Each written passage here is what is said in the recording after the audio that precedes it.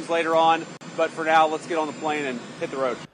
मशरिक़ वस्ता में मुस्तकिल जंग बंदी और पायदार अमन का मिशन, पाकिस्तान की मेज़बानी और सालिसी में अमरीका ईरान बराह रास्त मुज़ाकरात का आगाज़ आज से इस्लामाबाद में हो रहा है। इस हवाले से मज़ीद जानते हैं इस्लामाबाद के नुमाइंदा ज़ुल्क़रनैन इक़बाल से। जी ज़ुल्क़रनैन इक़बाल, क्या तफ़सीलात हैं आपके पास?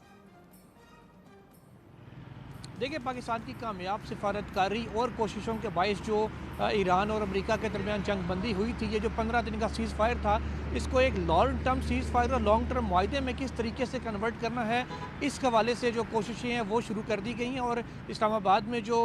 वफूद हैं उनके पहुँचने का सिलसिला शुरू हो चुका है। नायब अमरीकी सदर JD वेंस अमेरिका से रवाना हो चुके हैं। मैरीलैंड से उन्होंने परवाज़ की है, अपनी उड़ान भरी है, जो कल सुबह इस्लामाबाद पहुँचेंगे, जबकि जो उनके जो सिक्योरिटी और दीगर जो उनका अमला है वो कल से पहुंचना शुरू हो चुका था। उनकी भी आमद तकरीबन सिलसिला मुकम्मल हो चुका है। इसी तरीके से जो इनिशियल गुफ्तगू होनी है, जो इनिशियल बातचीत होनी है, वो उसके जो वफूद हैं वो भी पहुंच चुके हैं इस्लामाबाद में, और इसकी बातचीत का कुछ देर पे बाकायदा जो आगाज़ है वो भी हो जाएगा। इस हवाले से सिक्योरिटी के भी सख्त इंतजाम देखने में आ रहे हैं, और जो पाकिस्तान की जानिब से भी जो इंतजाम मुकम्मल किए गए हैं बातचीत के हवाले से। और इस हवाले से बताया जा रहा है कि जैसे ही कोई ब्रेक थ्रू होगा, उसका बाकायदा हुकूमत पाकिस्तान और फॉरेन ऑफिस की जानिब से इलामिया जारी करके दुनिया को इस खुशखबरी से भी आगाह किया जाएगा, अगर ये मामला जो सिफारती कोशिशों के नतीजे में एक मुआहदे की सूरत में कन्वर्ट होता है। तो JD वेंस ने भी अमेरिका से निकलते हुए ये बात कही है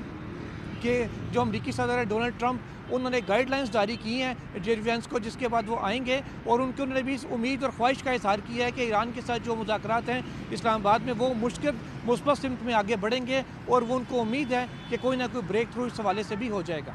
ये भी बताएगा कि आलमी सतह पर पाकिस्तान की जिस तरह से पजीराई की जा रही है और पाकिस्तान का ज़िम्मेदाराना मौक़िफ़ और अमन की बहाली में उसका किरदार, इस हवाले से क्या अपडेट्स हैं? इस्लामाबाद के हमारे सियासी हल्के क्या गुफ्तगू कर रहे हैं?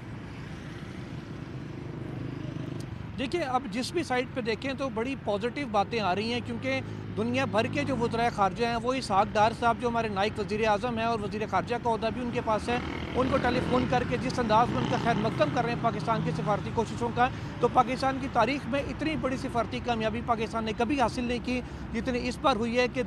एक सुपर पावर की एक जंग हमारे पड़ोस में हो रही थी, जिसको जिस तरीके से पाकिस्तान ने सीज़ फायर करवाया, इसमें चाहे वज़ीर आज़म शहबाज शरीफ हों, चाहे फील्ड मार्शल आसिम मुनीर हों, चाहे इसहाक़ डार हों, जिस तरीके से इन लोगों ने दिन रात जाके अंत तक कोशिशें की हैं, और दुनिया इस बात को तस्लीम भी कर रही है, और हर मुल्क के वज़राए ख़ारजा के टेलीफोन्स आ रहे हैं पाकिस्तान को। इसी तरीके से अगर अब लोकल लीडरशिप की बात करें तो सियासी क़यादत की जानिब से भी इस हवाले से मुस्बत हमेशा राय दी जा रही है। तज्ज़ियाकारों का दुनिया भर में जो मुस्बत है वो रोल सामने आ रहा है, वो पाकिस्तान के लिए मुस्बत पैगामात दे रहे हैं, और पाकिस्तान की काविशों के जिस तरीके से इंटरनेशनल सतह पर इस मरतबा तारीफ़ हुई है और इस मरतबा रिकगनाइज़ किया गया पाकिस्तान को, इतनी बड़ी सिफारती कामयाबी पाकिस्तान ने आज तक अपनी तारीख़ में वह हासिल नहीं की थी कि इस लेवल पर पाकिस्तान की पजीराई की गई हो। या इससे पहले जो मई में जंग थी, पाक भारत जंग, उसमें पाकिस्तान की जो अस्करी क़ुव्वत है उसको सामने उजागर दुनिया के सामने आई थी, उस पर दुनिया हमारी दिफाई का जो सलाहियत है उसकी तो मोतरफ़ हुई थी। अब सिफारतकारी की भी पाकिस्तान की जो है मोतरफ़ दुनिया होना शुरू हो गई है 1 साल के अंदर अंदर।